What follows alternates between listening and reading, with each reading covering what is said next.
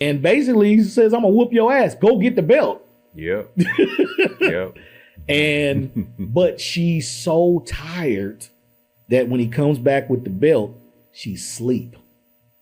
And it's a special moment to like, I feel like Preach kind of understood, like, my mama, she going through enough already. This is like almost too much to do to this woman. Like, she was gonna spend the last of her energy whooping my 17-year-old ass over something that I should have known better. I feel like he took responsibility. That's at when that you point in really time. start to see he grew up fast in that scene. Yeah, in that one scene. That one scene. This woman got all this responsibility for these kids, and she got to worry about whooping me, and I'm 17 years old. I should be more responsible. I'm the man of the house. You're the man, and you acting like a child. And I'm acting younger than this younger sisters. She's literally about to beat you with a belt like you a little kid. Yeah. And 1 year from now, you'll be an adult. Yeah. Like your mama got to deal with this. Yeah. He did grow up though. In that one scene, he grew up quick. He grew up. And you could see it. I spent a little bit of time actually looking at that scene. I rewound it and watched it and stuff because it was the first time I actually seen Preach like take life really seriously. And it matched, those moments really matched his potential as far as like who he was yet to become. And he needed that. And it was good to see that he had reached that in the film, especially at that point, because that's a lot. Can you imagine you came home?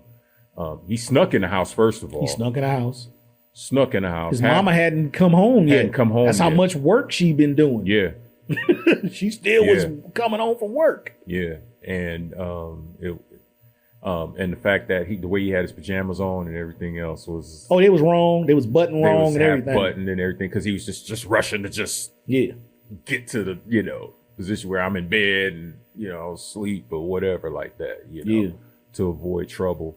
But that was a poignant moment for me in the movie. Yeah, was that part? It was a good movie. It was a good part of the movie. Yeah, it was. And like I was saying off camera to you, it was like I had those experiences with my father to where I'd get in trouble. My mother would say, "Wait till your father get home from work." Right. He'd be so tired, he just couldn't whoop my ass. Yeah, he ain't bothered with. He just left me alone. Like, baby, I ain't got time. I'm tired. Yeah. He had been up since 4 a.m. He coming home 6 p.m. You don't have time to whoop no goddamn kid. No, not over something. Yeah, over something small. You didn't dump the garbage or something stupid. It's like, I'm out here trying to save the world and slay dragons for this family. You want me to come home and whoop my son for something as small as not dumping a garbage can after having a 12-hour work day? Yeah.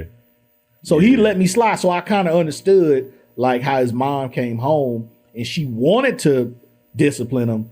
She just didn't have it in her. Yeah. She just didn't have nothing left in her. And it woke him up consciously to know that I gotta do better. I gotta be a helpmate to my mama. I gotta do better. Because she's doing all this for me and I'm not making it any easier. That woman said 3 jobs. And it's on choices. It's the choices that he's making that he doesn't have to make, that he's smart enough not to make. That's putting her in this position, and it's not her fault. Yeah, it's not her fault. He's the one that's bringing calamity upon the family just by his own actions. Yeah. She's doing the best she can do as a mom. She's doing the best she can. What else you want? 3 jobs? Woo! I know. I felt for her in that movie, dude, for real. So when they get to school and they're in gym class, they get basically teased, and I guess it's going around the school that they snitched. Because Stone and Rob got picked up for the grand theft. Well, before we do that, though, oh yeah, you're right. Because they didn't talk about the scene. Well, we didn't talk about the scene before that happened, where Mr. Mason has the conversation with the detective, and Mr. Mason. Correct. Mr. Mason is the reason why the boys. Yeah, Garrett Morris's character. He is the sole reason why the boys got let loose. Yeah, because he was friends with the he was friends with the detective, and as we all know law enforcement. Some of them is our families. We got plugged, so he just used his plug like they good kids. One of them getting ready to go to Grambling on the scholarship. I know. The other one is a great writer and basically a good kid. Cut him some slack because Mr. Mason pretty much knew they were just riding with Stone and Rob. These dudes ain't car thieves. No. They were just riding with Stone They and had Rob. no priors. Yeah, they had no priors. They was going to school. They were school kids. Yeah, school kids. Like, let them go. Well, Stone and Robert were too, but yeah. But even Mason was like, be lenient on Stone and Rob too. Yeah. He was even trying to get them some time off. Well, I thought that was interesting because it go to show that Rob and Stone were well known in the school. Yeah. That's what I'm saying. I know we mentioned that before, but they were a very important part of Cooley High. They were. They were. Even though they were dropout. I got it. I guess they were dropout students, but I would Mr. assume Mason they were still had dropouts. love for him. Yeah. You know? You could tell Mr. Mason was one of those black power, like he gonna do whatever he can for his students. Mr. Mason. I was watching him in the thing and in the movie, and just how he was dealing with the students and stuff like that. And it's like, I know if I were a teacher today, I would long for those days, dude, Yeah. where it's like, okay, these are my students. They're not my children, but they're my students. And there's a level of respect that they must show for my position. For sure. And I can do whatever I need to do to enforce. Yeah. Because there was one point in time he was like, sit down and shut up. Yeah. Like, Mr. Mason was not no playing. joke, but he was also respected. It wasn't nobody going to come up to him Oh, no. and slap him or, disrespect him as the teacher because they knew. Yeah. Even that talk he had with Damon, when Damon had the black eye, he was like, don't play tough with me. I'll bounce you off these lockers. Straight told him that.